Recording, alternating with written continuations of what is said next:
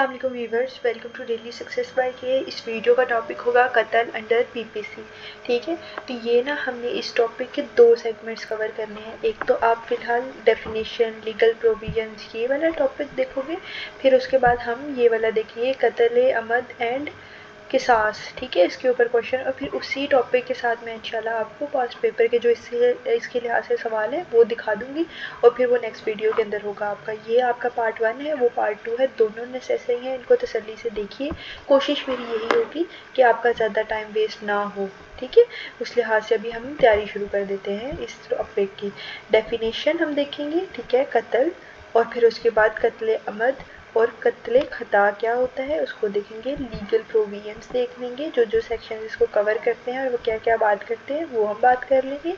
Then हम classification देख लेंगे, देन पनिशमेंट देख लेंगे, एक्सेप्शन और डिफेंसेस भी देख लेंगे। अच्छा, कुछ बच्चे कंफ्यूज रहते हैं, इस दफ़ा तो किसी ने नहीं पूछा, लेकिन पिछले पार्ट के अंदर बच्चे पूछते होते थे कि मैम ये क्वेश्चन 20 नंबर के लिए कम नहीं है। 20 नंबर के लिए यस कम लगता है आपको तब जब आपको पिछली चीज़ें, पिछले कॉन्सेप्ट और इस कॉन्सेप्ट को मिला के नहीं आना होता। अब देखो, पिछले फॉर एग्जांपल यही टॉपिक मैं पहले पढ़ा रही हूँ, तो उसके अंदर बहुत सारी चीज़ें होती हैं, वो आपने लिखनी होती है। डेफिनेशन, मीनिंग, लिटरल मीनिंग, फिर उसके बाद लीगल मीनिंग, फिर उसके बाद डेफिनेशन लिखते हो, फिर कैरेक्टरिस्टिक्स लिखते हो, फिर उसके बाद टाइप्स की तरफ जाते हो। तो ये सारी चीज़ें इतनी आसानी से आपको हर जगह से मिल जाती हैं। जब आप पहले एक टॉपिक करते हो उसके अंदर ये सारी चीज़ें होती हैं, और ये आप पर डिपेंड करता है कि आपने हर चीज़ को किस तरह से कवर करना होता है। ठीक है, मेरा काम है आपको एक डिटेल्ड नोट्स दे देना उस स्पेसिफिक टॉपिक के लिए। आप उसको लंबा करना, खींचना, तानना, ये आपका अपना काम होता है, ये आपने अपने दिमाग यूज़ करके करना है। ठीक है, अभी हम डेफिनेशन ऑफ कत्ल की तरफ चलते हैं। सबसे पहले, व्हाट इज़ मर्डर? किसी इंसान का आप उसकी विल के बगैर कर देते हो, ज़ाहिर किसी का भी विल नहीं होता मरने का, अब मर्डर कर रहे हो किसी का, तो कत्ल अमद होता क्या है? दो तरह के कत्ल होता है।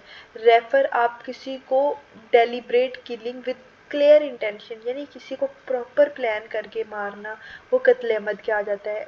प्रॉपर इसके अंदर की कॉन्सेप्ट है तीन, एक है इंटेंट, एक है प्रीमेडिटेशन, और फिर है एग्जाम्पल हम देखेंगे। क्या है आपके पास इंटेंट कि किसी का प्रॉपर उसने ना जहन बनाया हो कि मैंने उस बंदे को मारना है। ठीक है, जो प्री मेडिटेशन मतलब किलिंग जो थी, जो मर्डर हुआ है वो एक्सीडेंटल नहीं था, उसमें आपने पहले से ही कहीं ना कहीं प्लानिंग की हुई थी, और आपने ये डिसीजन किया था कि आपने उस बंदे को मारना है। If someone decides to kill another person and carries out their plan with a weapon, ज़ाहिर है एक बंदा घर से निकला, उसने कहा कि मैंने फलाने बंदे को मार के याद छोड़ना, और अपने जेब के अंदर वो पिस्टल रख लेता, तो उसका मकसद है ना, उसने प्लानिंग की है कि उसको मैंने मारना है, ये कत्ल अमद है। कत्ल खता होता है कि आप अनइंटेंशनली किसी को कत्ल कर देते हो। नो इंटेंशन, आपकी इसके अंदर इंटेंशन नहीं होती, गलती से हो जाता है। If someone is handling a dangerous subjects carelessly and it accidentally kill someone, this is, जिस तरह छोटा बच्चा है, उसको गन चलाना नहीं आती, लेकिन वो एक्सीडेंटली उसको चला रहा है। ठीक है, उसको नहीं पता कि ये क्या है, लेकिन वो गलती से गन चल गई और किसी की डेथ हो गई। या फिर कोई वैसे ही चेक कर रहा था कि बंदूक के अंदर गोली है या नहीं है, तो उसने वैसे ही उसको बुलेट चलाया उसका, तो वो जिसकी वजह से अगले बंदे की डेथ होगी। दिस इज़ कत्ल खता। ठीक है, अब क्लासिफिकेशन इसकी वही है, इंटेंशनल किलिंग। इसके लिए सेगमेंट जो रिलेटिव सेक्शन आपका कवर होगा वो सेक्शन 299 होगा।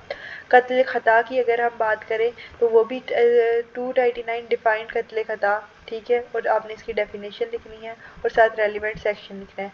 Relevant sections of the PPC, अगर आप बात करो 229 प्रोवाइड्स डेफिनेशन, दोनों की डेफिनेशन देता है, कत्ल अमद की भी देता है और कत्ल खता की भी देता है।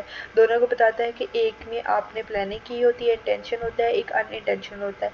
Section 300 defines what constitute murders, कौन से ऐसी सिचुएशन होगी जहाँ पर एक आपका एक्शन वाकई में मर्डर कंसीडर होगा, और कौन सी एग्जेम्पशन जो है वो प्रोवाइड, एक्सेप्शंस भी तो होती है ना कुछ, वो एक्सेप्शंस कौन सी डेफिनेशंस को हेल्प करेंगी जो कि इंटेंशनल और अनइंटेंशनल किलिंग के दरमियान डिफरेंस का काम करेंगी। अब हम देखेंगे पनिशमेंट। जब आप पनिशमेंट लिखोगे तो इसी तरह आप हेडिंग दोबारा से लिखोगे। जो कत्ल अमद की पेनल्टी है वो होगी आपके पास डेथ पेनल्टी और लाइफ इम्प्रिजनमेंट। द कोर्ट में sentence the accused to death if the murder is deemed intentional होगा तो, और उसको उम्र कैद की सज़ा भी हो सकती है। फिर उसके बाद आपके पास आ जाता है कत्ल ख़ता। सेक्शन 319 और सेक्शन 320 ऑफ पीपीसी बात करता है about the punishment of the unintentional murder, जिसके अंदर आप इम्प्रिजनमेंट हो सकता है कि आपको 14 साल की सज़ा हो जाए, आपके ऊपर फ़ाइन इम्पोज कर दे कोर्ट, हो सकता है दोनों की कम्बिनेशन कोर्ट दे दे, कुछ सज़ा कुछ आपको जो है वो पेमेंट फ़ाइन करना पड़ जाए। फिर उसके बाद है की डिफरेंसेस। आपको पता है की डिफरेंसेस इंटेंशन और पनिशमेंट की बेस के ऊपर है दोनों का। लीगल प्रोसेस अगर हम देखें इंटेंशनल का, the prosecution must prove that the action was done, मतलब आपका जो प्रॉपर प्रोसेस है, ट्रायल प्रोसेस है, उसके अंदर ये प्रूव भी होना चाहिए कि जो इंटेंशन था वो मर्डर इंटेंशनली है या अनइंटेंशनली है। उसके लिए प्रॉपर एविडेंस की ज़रूरत है, प्रॉपर प्रिकॉशंस की ज़रूरत है, और कोर्ट को कोई सबूत प्रॉपर सॉलिड दिया जाएगा तो ही एक्शन लिया जाएगा। अब हम बात करते हैं कुछ exceptions and defence to murder under PPC. सबसे पहले सेल्फ डिफेंस। अगर आपके ऊपर किसी ने ये 96 सेक्शन 96 जो बात करता है वो बात करता है बेसिकली सेल्फ डिफेंस के बारे में। इसको हम एग्जांपल से, इसके लिए कंडीशंस हैं कुछ, ये आप इसका स्क्रीनशॉट ले लीजिए, लेकिन हम इसको एग्जांपल से पढ़ते हैं ताकि इजीली इस टॉपिक की समझ आ जाए।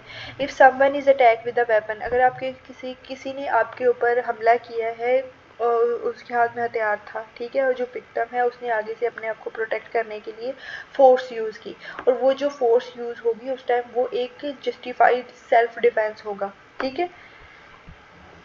फिर उसके बाद आपके पास आ जाए प्रोवोकेशन। बाज़ औक़ात ऐसा होता है कि लोग एक दूसरे को, ये सेक्शन 300 और 345 बात करता है कि बाज़ औक़ात लोग एक दूसरे को प्रोवोक करते हैं कि वो आगे से कोई ना कोई रिस्पॉन्स दे, आप उसको गुस्सा दिलाते हो। गुस्से के केस में जब आप पर अटैक होता है या किसी और बंदे पर अटैक होता है तो वो भी जस्टिफाइड होता है। तो इसकी कंडीशन है ग्रेव प्रोवोकेशन, सडननेस और डायरेक्ट कॉजेशन। आप इसकी कंडीशन का स्क्रीनशॉट ले सकते हैं। एग्जांपल इसकी क्या है कि अगर किसी को बार बार टॉन्ट किया जाए, वर्बली या फिजिकली अटैक किया जाए इस तरह से कि वो आगे इमोशनल रिएक्शन की वजह से गुस्सा आए उसको, और हो सकता है कि वो उस प्रोवोकेशन की वजह से भी किलिंग हो सकती है, ठीक है। अब आप इसकी लीगल इम्प्लीकेशंस भी होती हैं कि चार्जेस में थोड़ी रिडक्शन हो जाती है, ठीक है। मतलब आपको उतनी सिविरिटी का कॉन्सिक्वेंसेस फेस नहीं करना पड़ते जितने आपको एक्सेप्ट उसके बगैर फेस करना पड़ते।